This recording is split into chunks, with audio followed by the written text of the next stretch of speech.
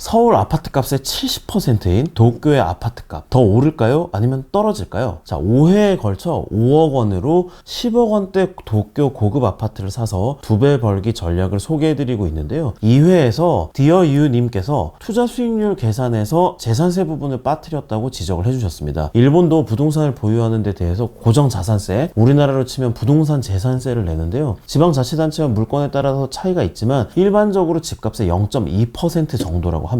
1억엔짜리 집이라면 20만엔 정도가 나온다는 겁니다.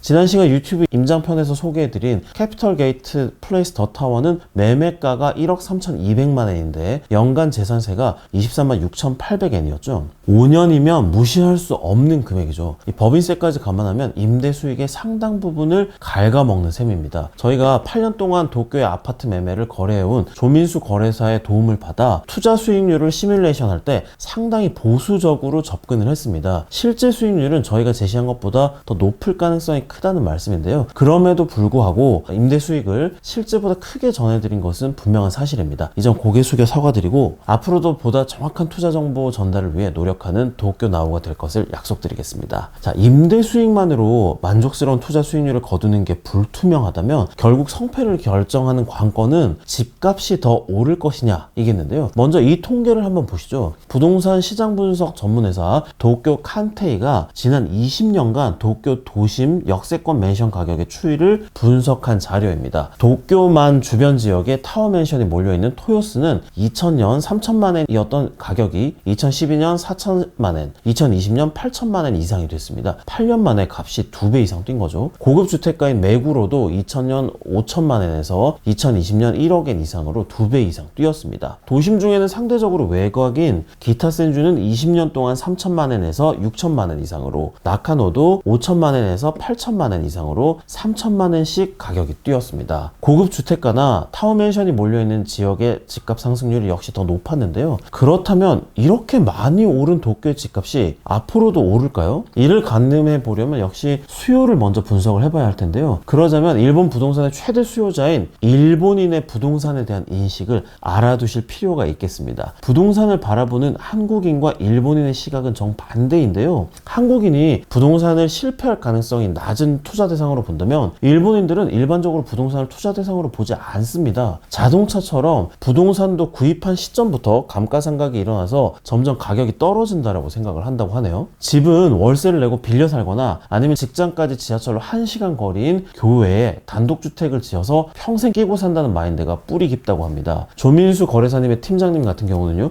45년 동안 부동산 중개를 해오신 베테랑인데도요, 집을 사지 않는다고 합니다. 일본인들이 부동산을 투자 수단으로 여기지 않는 통념은 1990년대 초 거품경제 붕괴 이후 부동산 시장 폭락의 고통이 뼈에 사무치도록 깊었기 때문인데요. 이 통계도 한번 보시죠. 지난해 도쿄의 아파트값이 버블경제 이전 수준을 회복했다지만 일본 전체적으로 봤을 때는 여전히 버블경제가 한창일 때 부동산 가격과는 까마득한 차이가 있습니다. 버블 붕괴 이후 부동산 가격이 순식간에 3분의 1 토막 나면서 일본인들이 받았을 충격이 어느 정도일지 감이 오시나요? 일본인들의 주거 패턴이 월세 아니면 교외 자가라고 말씀드렸는데요. 이 일본인들이라고 해서 만원 지하철이나 1시간이 넘는 통근 시간을 즐기기 때문일 리는 없겠죠. DTI 총부채 상환 비율은 5배 이내로, 즉 주택담보대출은 연봉의 5배 이내로 받는다는 일본인들 사이에서 공식처럼 통용되는 원칙이 도쿄 도심에서 일본인들을 밀어내는 요인이었습니다. 도쿄 도민들의 평균 연간 소득은 596만 엔인데요. 우리 돈으로 약 6천만 원이 조금 넘습니다. 근데 여기에 5배인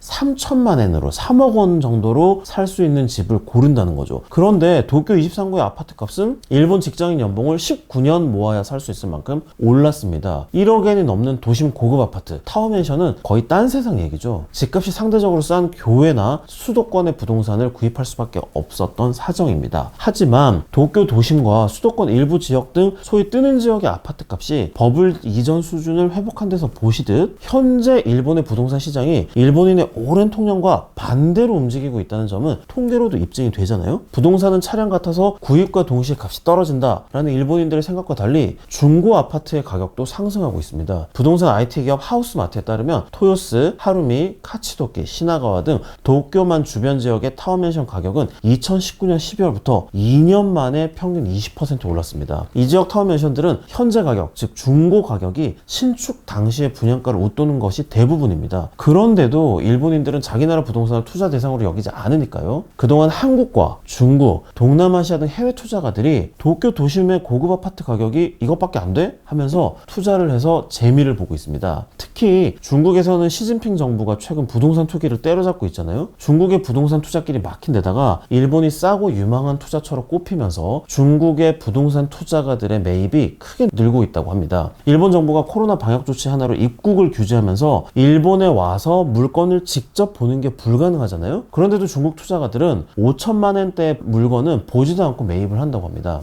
최근 일본에서는 파워 커플이라고 불리는 세대가 타워맨션의 주 수요층으로 떠오르고 있습니다. 파워 커플은 주로 IT 기업에 다니는 20, 30대 맞벌이 세대를 말합니다. IT 기업에 다니다 보니까 변화를 받아들이는 속도도 빠르고 소득도 상대적으로 높은 게 이유라고 합니다. 무엇보다도 버블 붕괴의 충격과 공포를 뼛속 깊이 간직한 부모 세대와 달리 파워 커플은 부동산 폭락의 쓰린 추억을 경험해 본 적이 없는 세대입니다. 이들은 매일 1시간 넘게 만원 지하철에서 시달리면서 출퇴근을 하느니 비싸도 도심에 사는 게 낫지 않아? 라고 생각을 합니다. 또 매월 300만원, 400만원씩 월세를 내느니 그냥 사버리는 게 낫겠는걸? 이라고 생각을 한다네요. 파워 커플들은 주택담보대출은 연봉의 5배 이내로 라는 부모 세대의 대출 원칙도 가볍게 무시를 합니다. 부모 세대와 달리 이들은 맞벌이를 하기 때문에 연간 수입이 둘이 합쳐서 1,400만원에 달합니다. 헛벌이를 하는 보통 일본 직장인의 2배에서 3배에 달합니다. 도쿄 아파트 값이 일본 직장인 연봉의 19배까지 올랐다고 해도 고소득 맞벌이인 파워 커플에게는 연봉의 10배 미만인 셈입니다. 거기다 10년째 이어지는 일본의 초저금리도 파워 커플들이 차라리 타워맨션 사고 만다로 돌아서는 배경입니다. 1990년 일본의 주택담보대출 금리는 평균 8%를 넘었지만 1편에서 소개해드렸듯이 현재는 1%도 안 됩니다. 주택담보대출로 똑같은 금액을 빌렸다면 현재 월 변제 금액은 1990년에 절반 혹은 3분의 1 수준이라는 겁니다. 파워 커플들이 집값은 상대적으로 비싸지 않고 대출금리는 이렇게 싼데 왜 도쿄 타워맨션을 안 사? 라고 반문하는 이유입니다. 일본 최대 인재 부동산 정보 전문 회사인 리크루트 그룹에 따르면 2020년 수도권 맨션 구입자 가운데 맞벌이 세대의 비율은 59.9%였습니다. 2001년만 해도요, 맞벌이 세대의 비율은 35.4%였습니다. 지금까지는 일본인이 없는 일본의 고급 부동산 시장에서 한국과 중국 등 외국인 투자가들이 재미를 보고 있었는데 일본의 파워 커플들이 이 도심 타워맨션의 새로운 수요층으로 가세하기 시작한 겁니다. 수요는 이렇게 늘어나는데 공급은 원활하지가 않습니다. 대형 건설사들도 분양이 확실하게 될 만한 지역, 입지가 좋은 지역만 엄선해서 신축 아파트를 올리기 때문입니다. 지난해 수도권 신축 맨션 공급수는 32,500세대로 공급이 가장 많았던 2000년의 3분의 1 수준이었습니다. 입지가 좋은 지역은 한정돼 있는데 최대한 공급을 늘려야 하다 보니까 건설사들도 타워맨션을 주로 짓습니다. 파워 커플을 주 타깃으로 하는 거죠. 그 결과 수도권 신축 아파트 4세대 가운데 한 세대가 타워맨션이라는 통계도 있습니다. 도쿄 칸테이의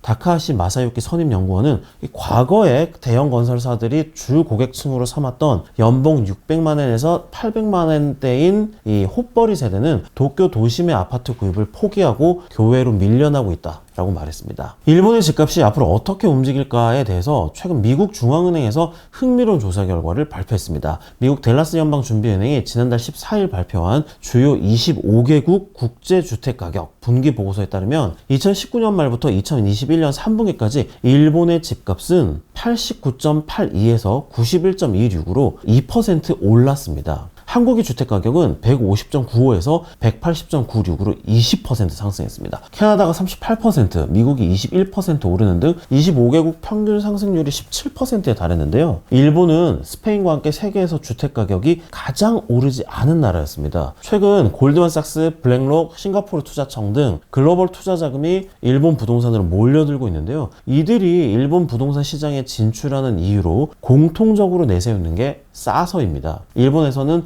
버블 수준이다, 너무 올랐다라고 우려를 하지만 정작 글로벌 큰 손들은 선진국 가운데 일본 부동산 가격이 가장 싸다라고 보는 겁니다. 여러분은 일본 부동산 시장을 어떻게 전망하시는지요? 지금까지 5회에 걸쳐서 일본 부동산 시장과 투자 전략을 소개해드렸습니다. 다음 시간에는 도쿄나우 2회에서 소개해드린 무라타 제작소, 그리고 세계 최대 모토회사인 일본 전상과 함께 일본 3대 소부장 교세라의 다니모토 히데오 사장과의 인터뷰로 찾아뵙겠습니다. 지금까지 정혜윤 특파원이었습니다. 감사합니다.